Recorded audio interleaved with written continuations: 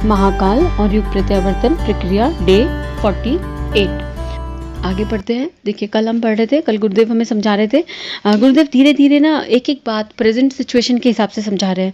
तो गुरुदेव ये बता रहे हैं कि लोक मंगल का कार्य में करना है तो उसमें विवेक का इस्तेमाल किस तरह करना है, अपनी बुद्धिमत्ता का इस्तेमाल, वो बुद्धि जो परम पूज्य गुरुदेव ने दी है, जो उपासना साधना से जागृत हुई है सबके हित के लिए, उस बुद्धि का इस्तेमाल किस तरह करना है।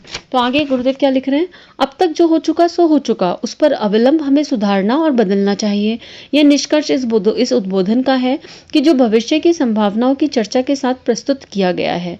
महाकाल समय पलट देने के लिए समुदत है। देख, गुरुदेव खुद लिख रहे हैं कि ये जो हम बातें अभी बोल रहे हैं, ये भविष्य की संभावनाओं को लेके लिख रहे हैं हम, और हमें पता है भविष्य में क्या घटित होगा, एक अंदाजा गुरुदेव बता रहे हैं कि, और अब उसमें फिर गिल्ट भी फीलिंग नहीं करनी कि अब हमारा टाइम वेस्ट हो गया, हमने समझा नहीं हमें किस तरह रोल प्ले करना है। गुरुदेव बोल रहे भूल जाइए, जब जो हुआ सो हुआ, लेकिन इस मोमेंट से क्या हम जागृत हैं? जिस पल मैंने ये पढ़ा, जिस पल आपने ये सुना, क्या उस मोमेंट से हम जागृत हैं? हम समझ पा रहे हैं कि हमें क्या करना है?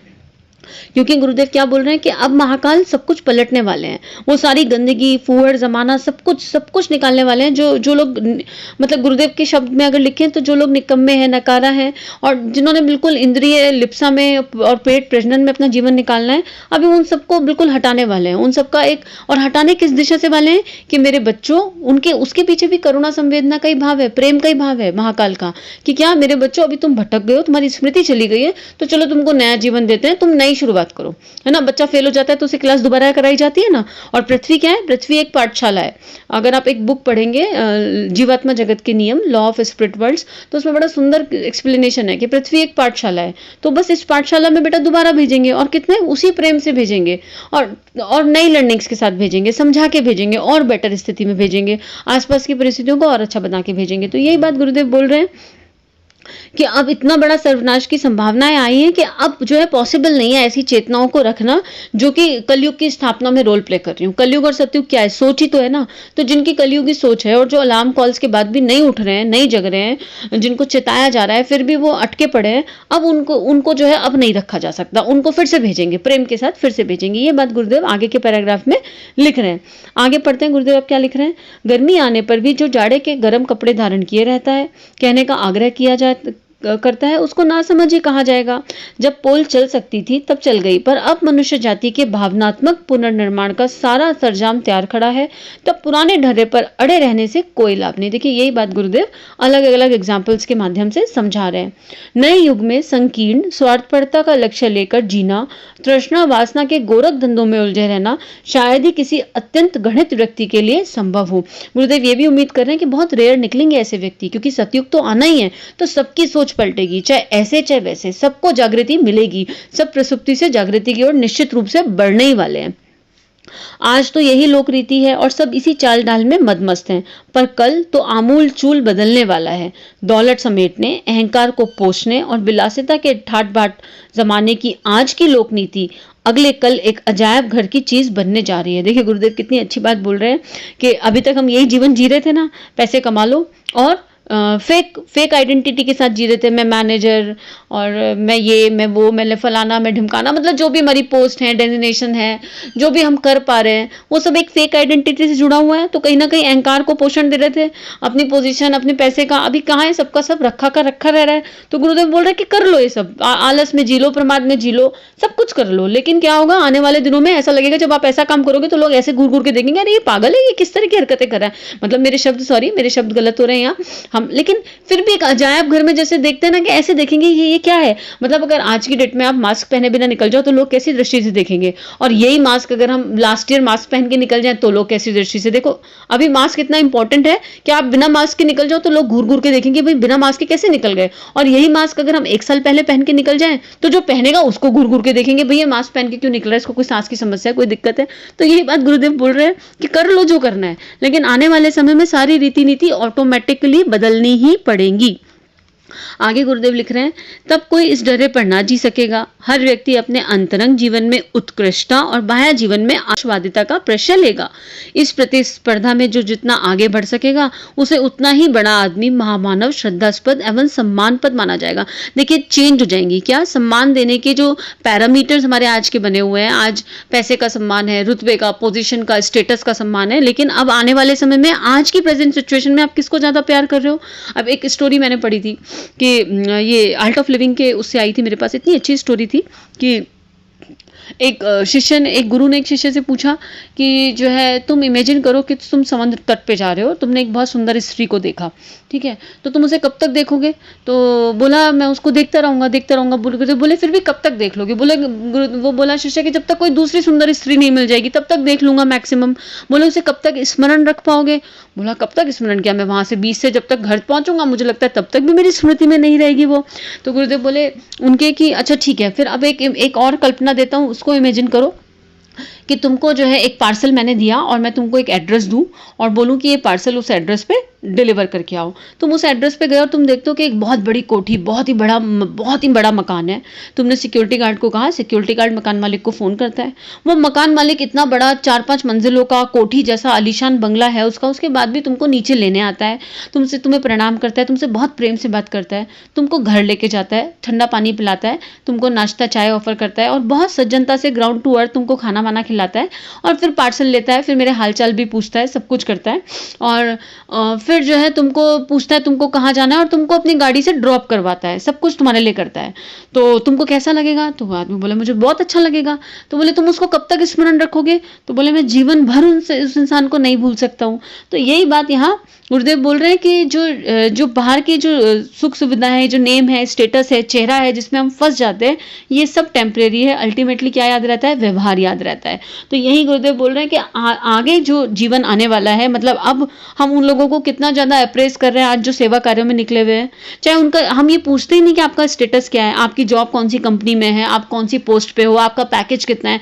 ये क्वेश्चन आप किसी सेवा करने वाले से पूछोगे क्या, नहीं। उसकी उदारता नजर आ रही है आंखों से, तो वही उसको सम्मान्य बना रही है। तो गुरुदेव यही कि महामानव बनने की जो कैटेगरी, जो पैरामीटर बने हुए हैं ना, वो अपोजिट हो जाएंगे। वो क्या होंगे, श्रद्धास्पद, सम्मानास्पद हो जाएंगे। और जब ये सिचुएशन चली जाएगी, ऐसे लोग तब भी हमारे दिल में परमानेंट घर कर जाएंगे। आपकी जिस इंसान ने इस सिचुएशन में हेल्प करी होगी, क्योंकि अभी हम लोग समाज में है, सोशल प्राणी है और हर किसी को कहीं ना कहीं किसी ना किसी हेल्प की जरूरत पड़ रही है। तो वो इंसान जिसने आपकी इस परिस्थिति में किसी भी रूप से मदद की होगी, वो इंसान आपके दिल में हमेशा हमेशा के लिए बस जाएगा। कोई चेहरा याद रहे ना रहे, वो याद रहेगा। और ऐसे ही अगर आप निमित्त बन के, इंस्ट्रूमेंट बन के किसी की हेल्प कर पा रहे हो तो आप उसके दिल में छप जाओगे। लेकिन यहाँ पे वही बात है ना, हम नहीं पूछेंगे ना स्टेटस, जॉब, प्रोफाइल, कंपनी, कुछ भी नहीं पूछेंगे हम। तो यही बात गुरुदेव अपने शब्दों में बहुत सुंदर तरीके से समझा रहे हैं। संकीर्ण स्वाद की गंदगी में लपटे हुए लोग तो अस्पर्शों जैसे गणित भरे होंगे। तब राई रत्ती, दान पुण्य या कुछ कर्मकांड पूरे करके कोई स्वर्ग मुक्ति के सपने न देखेगा, वरन जीवन को सांगोपांग रूप से उत्कृष्ट बनाने की जीवन साधना द्वारा ही आत्म कल्याण की मंजिल पार किया करेंगे। जीवन साधना की बात कर रहे हैं गुरुदेव। देखिए जीवन साधना मतलब क्या, हर क्षण, हर पल, मेरा ये वाला जो पल है, इस पल जो मेरे भाव हैं, जो मेरा चिंतन है, वो किस दिशा में है, क्या वो परमार्थ की दिशा में है। मैं अपने आप से बार बार पूछूं, हर समय सचेत रहूं कि क्या वो मेरे गुरु की, मेरे इष्ट की इच्छा अनुसार है, क्या मैंने किसी के लिए कुछ अनुचित तो नहीं सोचा, क्या मेरे मन में सबके लिए करुणा, संवेदना, प्रेम है, क्या मैं परिस्थितियों के अनुसार जीवन जी रही हूँ, अपना बेस्टेस्ट कर पा रही हूँ। चाहे वो रोल गिलहरी का हो, चाहे हनुमान का हो, दैट डजंट मैटर, लेकिन क्या मैं अपनी सिचुएशंस के हिसाब से अपने एक एक क्षण का सदुपयोग कर पा रही हूँ। ये जीवन साधना है। क्या हर क्षण परमार्थ और परमार्थ का भाव है। और जब परमार्थ का भाव हर क्षण होगा ना, तो आत्मकल्याण होने लगेगा। आत्मकल्याण मतलब खुद का सुधार। और जब एक एक करके अपने भीतर की बुराइयों को, जीवन साधना से क्या होता है, आपके भीतर जो राग, द्वेष, छल, कपट, क्रोध, लोभ, ईर्ष्या, अहंकार, लोभ, ये जो गुरुदेव ने विकार बताए ना सारे, ये सारे विकार धुलने लगते हैं। ये जीवन साधना है। और जब ये विकार धुलने लगेंगे तो आत्म परिष्कार, आत्मनिर्माण होने लगेगा और उसके बाद आत्मविस्तार ऑटोमेटिक हो जाएगा। सब चीजें फिर ऑटोमेटिक होने लगेंगी। आपकी एनर्जी, आपका ऑरा ऐसा हो जाएगा कि आपके परिवार के लोग धीरे धीरे देखेंगे, समझेंगे और उनमें चेंजेस आने लगेंगे। क्योंकि जो आप पहले लड़ते हो, जो आप पहले बैठ के जवाब देते थे, आप वो सब करना ही बंद कर दोगे। आप तो एक परमानेंट हैप्पीनेस की तरफ बढ़ रहे हो। आपको तो समझ आने लगेगा कि हमारी कहाँ गलती है, हमें कहाँ चुप रहना है, कहाँ। और भीतर से आप व्हाइट बॉल डाल रहे हो, कुछ भी हो जाए आप व्हाइट बॉल डाल रहे हो भीतर से। कोई कुछ भी कर जाए, आपके मन में केवल प्रेम प्रेम और प्रेम है, और कोई भाव ही नहीं है। प्रेम आसक्ति वाला नहीं, विशुद्ध एकदम प्योरेस्ट फॉर्म, आत्मा से आत्मा का जो प्रेम है वो है। तो चीजें अपने आप अच्छी होने लगेंगी, और उसी से, उस आत्म कल्याण से जीवन साधना हो जाएगी, और उसी से विश्व कल्याण का भाव अंदर जागृत हो जाएगा। आगे गुरुदेव इसमें लिख रहे हैं, उस नवयुग के आगमन की संभावना स्पष्ट है। आगामी विश्व व्यापी उथल पुथल, समग्र कांति, उसकी पूर्व सूचना प्रसव पीड़ा है। अच्छा हो ईश्वर की इस इच्छा में अपनी इच्छा मिलाकर हम चल सकें।